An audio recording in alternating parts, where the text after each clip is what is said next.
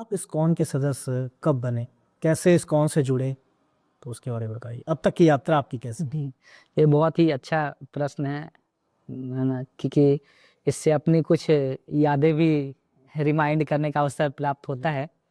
तो 2011 की घटना है। हम अपने दोस्तों के साथ दिल्ली गए हुए थे, कुछ घूमने फिरने के दृष्टि से और कुछ पढ़ाई लिखाई का कुछ सिलसिले में गए हुए थे कुछ। तो उसी समय हमने इस्कॉन का एक रोड में एक ड्रामा उन लोगों ने किया था, कीर्तन कर रहे थे, तो बहुत अच्छा लगा।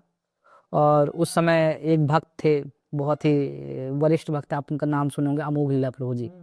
तो प्रभु जी उस समय उतने बड़े यूट्यूबर नहीं थे, तो हम लोग मिले, सड़क पे मिले, और उन्होंने मेरे को बोला कि इनवाइट किया सेंटर आने के लिए, भगवत गीता के बारे में बताया।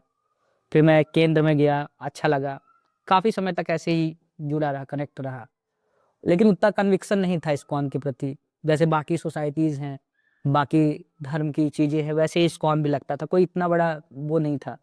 और साथ में पैरेलल में जॉब करने लगा, मैं दिल्ली में जॉब करते करते करते करते और इस्कॉन से भी जुड़े जुड़े जुड़े जुड़े। फिर जब मैं वृंदावन में गया और वहाँ पास भगवान की कृपा मेरे को हुई, तो उस टाइम से मैं अचानक ही परिवर्तन आया, बहुत ही अच्छा लगने लगा, भक्तों का संग बहुत अच्छा लगने लगा।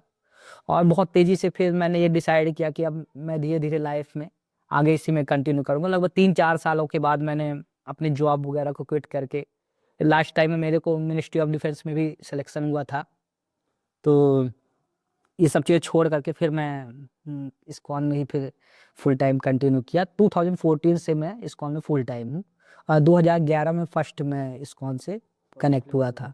और उसके बाद मैंने इस्कॉन के अंदर रह करके प्री-भक्ता ट्रेनिंग, जो पूरी ब्रह्मचारी भक्तों के लिए ट्रेनिंग होती है, और बाद में ब्रह्मचारी आश्रम में भी 7-8 साल लगभग रहा, और 2021 से आकर के यहाँ पे रीवा में प्रचार कार्य को अपने गुरु महाराज के आदेश के अनुसार यहाँ बढ़ाया, और अभी तो गृहस्थ आश्रम में रह करके इस कार्य को कर। इस्कॉन के सदस्य होने के नाते आपकी दैनिक दिनचर्या क्या रहती है? कि सुबह है, हम लोग 4 के पहले उठते हैं, सभी कोई भक्त लोग स्नान ध्यान करके, फिर भगवान की मंगला आरती होती है। तो जनरली टेम्पल्स में 4:30 में मंगल आरती होती है, लेकिन हम लोग अपने सेंटर में 5 AM तक करते हैं। उसके बाद फिर आरती के बाद, मंगला आरती के बाद भगवान का श्रृंगार वगैरह, फिर श्रृंगार के बाद भगवान की दर्शन आती है। जैसे अभी आप देखेंगे तो भगवान का बहुत सुंदर श्रृंगार किया हुआ है ना। तो फिर उसके बाद दर्शन आती, फिर भगवान को भोग वगैरह लगा के फिर सभी भक्त लोग प्रसाद पाते हैं भगवान का 9-10 बजे के लगभग, 10 बजे के लगभग।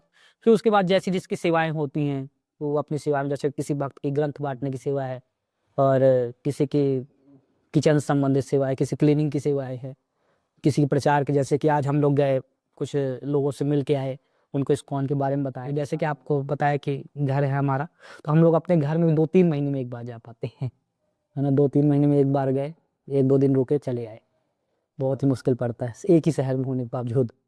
यह वीडियो कैसा लगा? कमेंट सेक्शन में अपनी प्रतिक्रिया देना ना भूलें, और साथ ही अगर आप चैनल पर नए हैं तो हमें सब्सक्राइब जरूर करें। धन्यवाद।